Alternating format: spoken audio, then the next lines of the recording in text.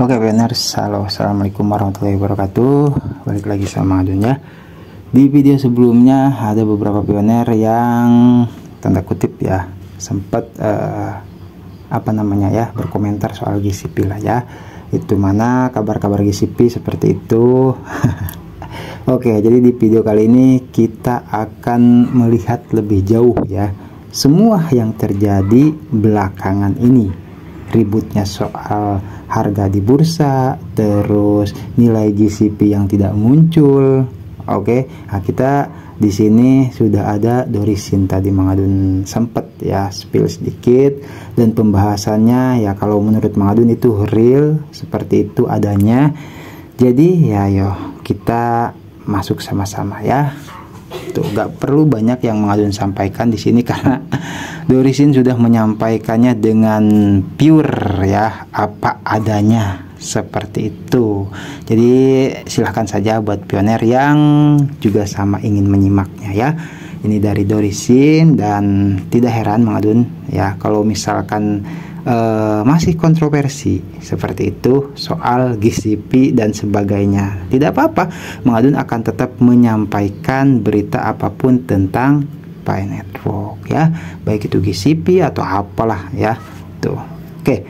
Jadi di sini gak kerasa sudah topik 102 ya. Sudah lama juga Mang Adun tidak membagikan kepada pioners. Dari dulu-dulu itu topik sampai 20, 15 ya pernah Mang Adun ya. Gitu. Cuman kesini-sini kan karena banyak banget yang perlu dibahas, banyak banget yang perlu disampaikan, ya akhirnya ya tersingkirkan ya topik-topik Dorisin. Nah, di video kali ini ya ini kita akan melihat lagi, mempelajari lagi, menyimak lagi apa yang disampaikan oleh Dorisin tentang beberapa hal yang terjadi belakangan ini, khususnya di komunitas Pi Network. Oke, kita langsung OTW saja. Di sini sudah ada topik 102 ya, melihat di luar harga. Oke, disclaimer ya, ini mungkin kalau bagi pioners yang sudah tahu soal ini, sudah baca-baca di X, di Twitter, di skip saja seperti biasa ya. Tapi bagi yang nggak tahu, yang nggak gabung di X, di Twitter ya boleh ya, Mang Adun bacakan saja di sini apa yang disampaikan oleh Dorisin seperti itu ya. Oke, di sini topik 102, melihat di luar harga. Mengapa nilai sejati Pi belum terlihat? Nah, itu dari judulnya saja sudah kebaca lah ya. Yang artinya di sini kita jangan terlalu fokus ke harga. Dan pertanyaannya kenapa nilai sejati Pi belum terlihat? Nah, di sini dibahas ya sama Dorisin. Para pelopor global yang terhormat, selamat hari Jumat kemarin ya, sekarang hari Sabtu. Hari ini adalah hari kemerdekaan Amerika Serikat. Jadi saya punya waktu untuk merenung dan saya ingin berbagi sesuatu yang penting dengan komunitas jaringan Pi kami, karena saya menemukan terlalu banyak pioner yang kecewa dengan harga Pi. Nah, di sini ya reaksi beragam di masyarakat. Oke. Akhir-akhir ini saya menonton banyak video dari sesama pelopor. Beberapa merasa tertekan dan kecewa dengan penurunan harga Pi saat ini. Namun, saya juga melihat beberapa YouTuber hebat yang memberikan edukasi dan hal positif jangka panjang. Oke. Nah, kemarin Mang Adun juga sempat posting di X ya, wawancaranya Dr. Nicholas Kokalis. Iya, itu kan untuk jangka panjang ya. Jadi Dorisin tanpa kita ketahui ya seperti itu, secara silent juga beliau update ya, atau melihat di YouTuber sama pioner lah ya. Oke, terima kasih kepada semua pembuat konten yang membantu orang lain tetap membumi. Oke, kita lanjutkan. Kabar baik, tapi tak ada kenaikan harga. Oke, tanda tanya ya. Sementara komunitas GCP kami gembira dengan pengumuman P2Day dari tim inti, namun banyak pioner yang bingung ketika harga tidak naik. Ini Mang Adun kenapa ya waktu ngepost challenge P2Day yang drama banget kata Mang Adun, itu komentar bejibun banyak banget ya itu. Malah yang komentar banyak banget yang ngebahas soal nilai Pi yang tidak naik lah. Ini kan bahasnya soal challenge Speed Today, tapi yang komentar kemana aja ya. Ternyata Dorisin juga mengalami hal semacam ini, melihat hal semacam ini, gitu kan. Nah makanya Dorisin di sini menyampaikan mengapa, gitu kan. Tuh soal bingung ketika harga tidak naik. Nah dari sudut pandang saya, saya yakin hal ini disebabkan oleh bias kognitif ya. Di antara banyak pelopor, hal ini mungkin terkait dengan mekanisme rujukan jaringan Pi, sementara banyak pelopor ingin mempertahankan wasit mereka untuk terus menambang dan memberi mereka harapan yang tidak realistis. Pada awalnya ada kesalahpahaman tentang apa itu jaringan Pi dan mereka tidak meluangkan waktu untuk mempelajarinya, sehingga menghasilkan ekspektasi yang tidak realistis. Oke, nah ini kata Dorisin loh ya. Itu tinggal kita simak secara seksama saja ya. Di sini kalau menurut Mang Adun apa yang beliau sampaikan tuh ngena ya. Itu. Oke, kita lanjutkan. Masalah ini muncul dari informasi menyesatkan yang diterima banyak pelopor, ditambah dengan kurangnya penelitian mendalam tentang apa sebenarnya yang dimaksud dengan jaringan Pi. Kesalahpahaman ini seringkali berujung pada kekecewaan karena mereka tidak pernah memperhatikan bahwa jaringan Pi sedang membangun ekonomi real. Pasar Pi di bursa bukan untuk spekulasi atau mendapatkan keuntungan. Pasar Pi di bursa membuka pintu bagi dunia untuk adopsi massal. Ini udah hampir di setiap video ya, soal bursa itu Mang Adun sampaikan juga gitu kan. Memang untuk adopsi massal seperti itu ya. Nah terus hampir semua mata uang kripto memungkinkan pemegangnya untuk menjual dan mendapatkan uang tunai. Oleh karena itu sebagian besar pemegang mata uang kripto akan menjual dalam waktu 24 jam setelah open mainnet.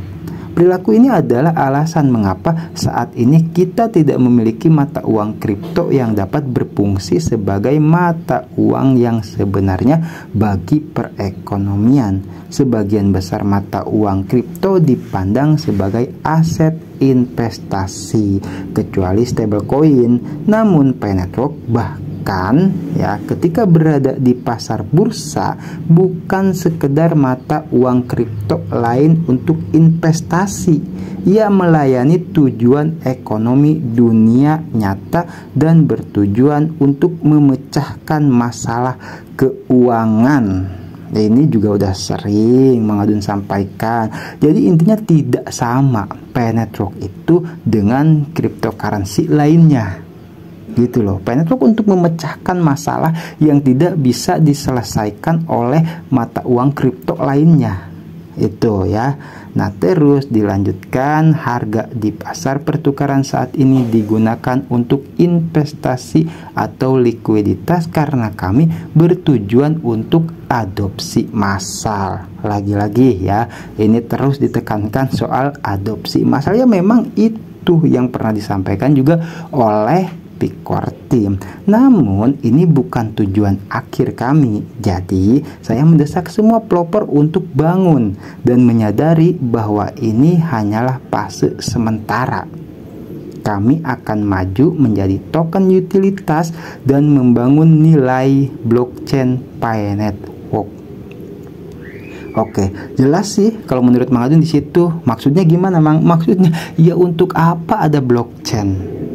Itu kan berarti harus berfungsi blockchainnya. Itu loh. Kalau memang Pi Network itu hanya untuk spekulasi di bursa, untuk apa ada blockchain? Untuk apa transaksi tercatat di blockchain? Nah, berarti kan kalau misalkan hanya di bursa saja tidak berfungsi tuh blockchain, yang ngapain repot-repot Core Team bikin blockchain Pi?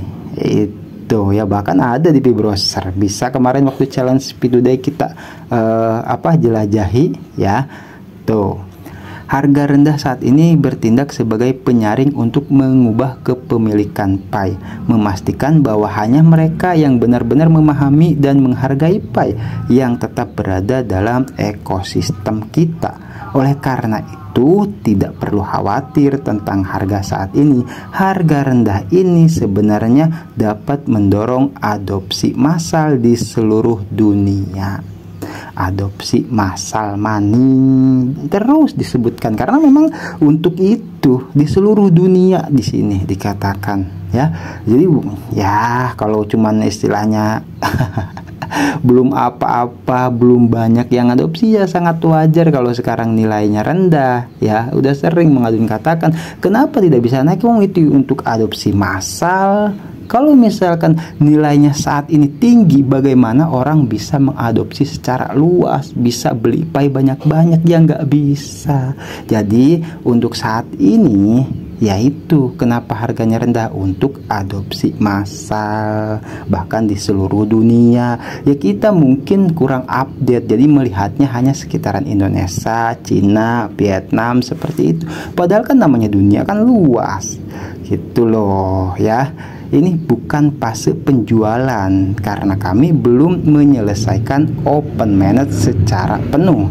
Nilai sebenarnya belum terlihat, tentu saja kami membutuhkan beberapa pelopor untuk menjual yang memungkinkan orang lain dengan Pi yang lebih sedikit untuk meningkatkan kekayaan mereka. Nah, di sini ya gitu loh clue-nya. Ada misalkan beberapa pioner yang punya Pi banyak, contohnya waktu spekulasi beberapa waktu awal ya, open mainnet waktu tahu Februari ya kalau nggak salah, itu kan banyak katanya yang mungkin ya gitu paus-paus besar yang habis nyolong atau sebagainya, cuci tangan di bursa. Nah akhirnya kepemilikannya berkurang karena dijual seperti itu. Nah setelah waktu itu sempat nilainya sampai 0,7 0,8 bahkan sempat $1 ya gitu kan. Nah mereka menjual tuh set di bursa ya kan, yang Pi-nya banyak gitu. Nah padahal itu untuk pioner yang belum punya Pi atau Pi-nya sedikit, sehingga nantinya rata. Ini salah satunya kan gitu kan. Nah, segala sesuatu memiliki perspektif yang berbeda dan itu tergantung pada bagaimana Anda memilih untuk melihatnya. Sekarang dengan harga yang rendah, inilah saat yang tepat untuk membeli. Ini dapat dilihat sebagai kabar baik.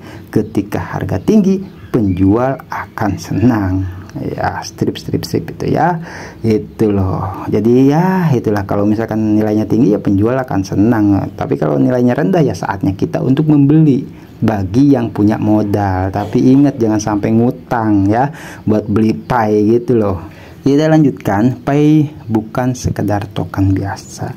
Sebagian besar mata uang kripto adalah dibeli untuk dibalik, dianggap sebagai aset investasi, bukan mata uang. Namun Pi berbeda. Ini dirancang untuk digunakan, bukan dibalik. Membangun ekonomi digital akar rumput. Maksudnya ya ke orang-orang bawah ya. Bahkan di bursa perannya adalah untuk likuiditas dan adopsi massal, bukan untuk spekulasi, bukan untuk berangan-angan supaya nilainya tinggi. Ya kan, berspekulasi kan seperti itu. Wah, gue beli nih banyak-banyak gitu kan. Nah, sekarang nilainya rendah, tapi mudah-mudahan nanti nilainya tinggi gitu kan, bisa gue jual lagi. Itu kan spekulasi seperti itu gitu. Ini dijelaskan sama Dorisin, bukan untuk spekulasi gitu kan. Nah, lanjut. Kami tidak ingin para pioner atau investor menjual hanya karena harganya naik. Itu dapat menyebabkan spekulasi. Sebaliknya, mari kita fokus pada pengembangan utilitas dan mendukung para pioner yang tidak memiliki cukup Pi. Ketika harganya naik, para investor dapat memperoleh kepercayaan pada komunitas Pi dan bergabung dengan keluarga Pi kami. Kami membutuhkan adopsi massal. Nah, jadi nanti itu akan lebih banyak lagi perusahaan-perusahaan besar investor ya yang gabung baru. Itu artinya Pi memiliki nilai seperti itu kalau misalkan nilainya pun naik. gitu kan. Jadi bukan untuk spekulasi seperti itu. Jadi di sini difokuskan pada pengembangan utilitas. Setiap tujuan besar memerlukan waktu. Jika ada yang memberitahu Anda bahwa Anda bisa cepat kaya, waspadalah. Ini perlu ditegaskan kembali ya, karena mungkin masih banyak banget pioner yang tidak paham soal ini. Jadi banyak, wah ini Pai ini luar biasa nih, nanti wah pokoknya soal kekayaan lah ya, bisa cepat kaya dan sebagainya. Nah, kemungkinan besar mereka adalah penipu. Bahkan Dorisin bilang, Anda mungkin mendapat sedikit keuntungan pada awalnya, tetapi pada akhirnya Anda akan terjebak oleh mereka yang menjual lebih cepat dari Anda dan melarikan diri, dan Anda akan kehilangan uang. Ini disebut over parcel. Mereka yang menjual terlambat akan terjebak. Jadi Anda harus berhati-hati terhadap berita apapun, karena berita ini dirancang untuk Anda. Oke, jadi hati-hati ya pioner, kalau misalkan ada yang mengiming-imingi bisa cepat kaya, terus menjual dengan harga cepat seperti itu. Karena apa? Karena di sini dijelaskan kembali sama Dorisin, jangan takut dengan harga rendah. Pahami dan pahami harganya. Harga rendah saat ini merupakan filter, bukan kegagalan. Ia menyaring para spekulan dan mendatangkan orang-orang yang benar-benar percaya. Di sini perlu menegaskan juga ya, yang bahwasanya kalau misalkan tidak percaya dengan Pai, ya silahkan saja gitu. Tapi kalau misalkan percaya harga rendah ini gitu kan, memang untuk adopsi massal, lah inilah yang disebut mungkin pioner sejati. Ya, kami bahkan belum meluncurkan open mainnet secara penuh. Ini bukan saatnya untuk melihat dengan panik. Inilah saatnya untuk bersiap.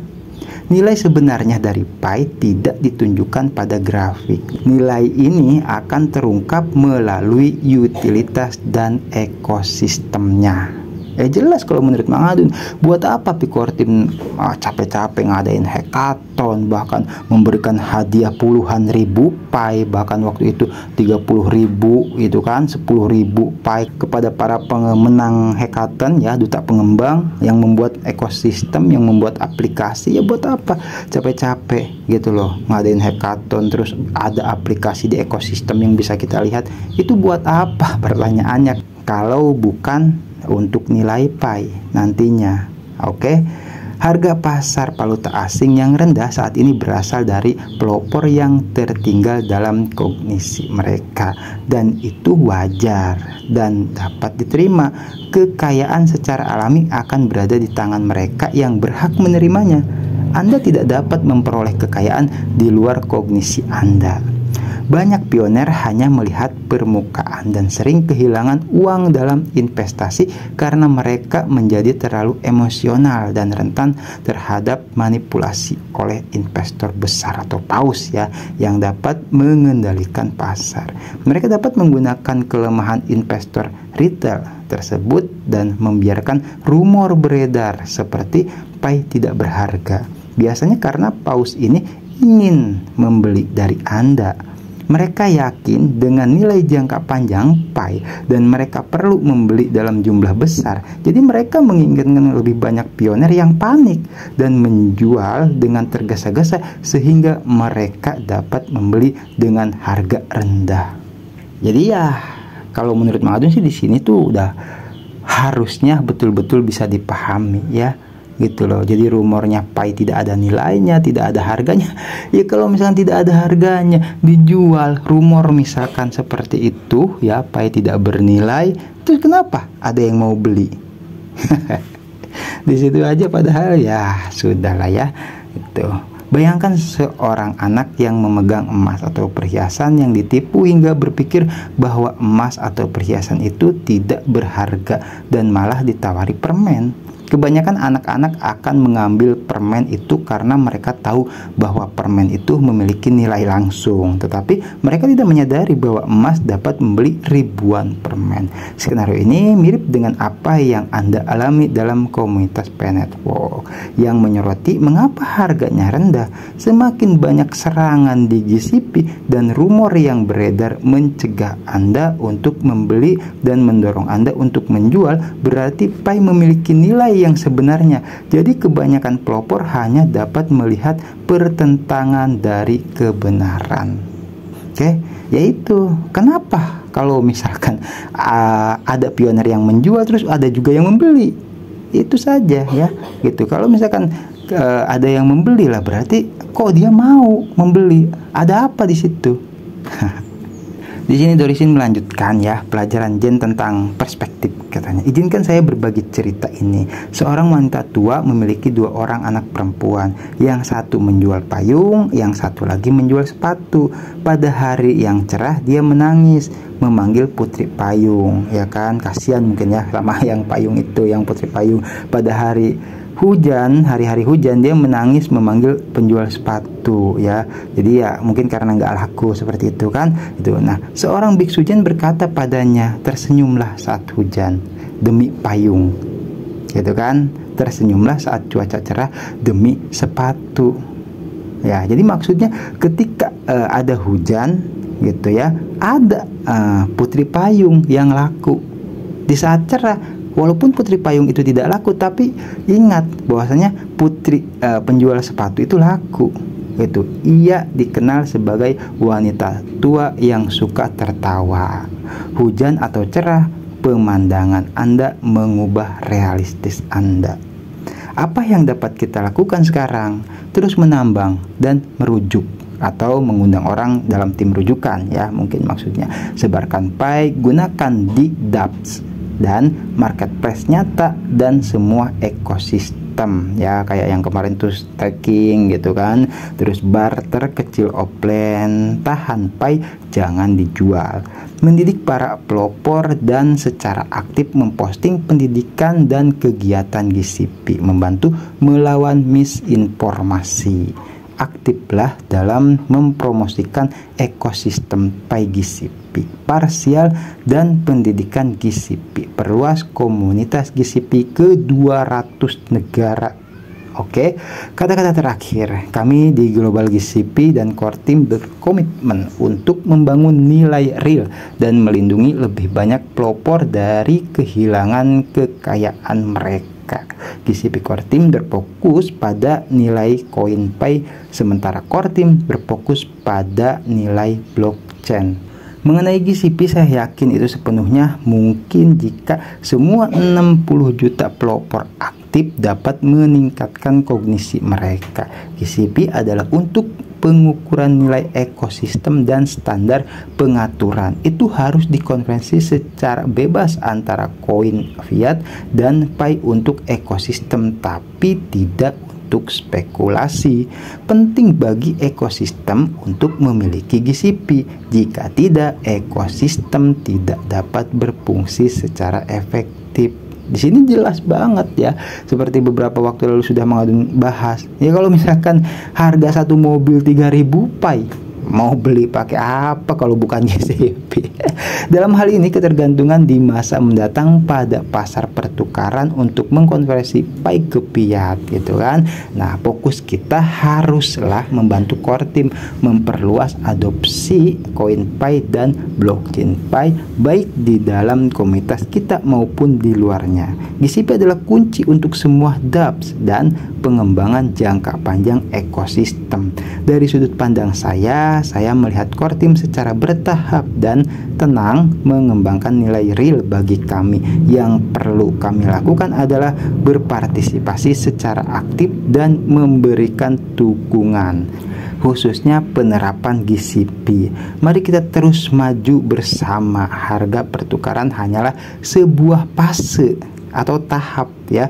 Misi sesungguhnya adalah adopsi massal, penggunaan di dunia nyata, dan ekonomi yang digerakkan oleh rakyat biasa. Jadi jangan menangis di tengah hujan atau stres di tengah terik matahari. Mari kita membangun bersama-sama. Kami adalah pelopor. Kami tidak di sini untuk uang cepat. Kami di sini untuk perubahan ekonomi yang nyata dengan keyakinan, cinta, dan tujuan. Dorisin.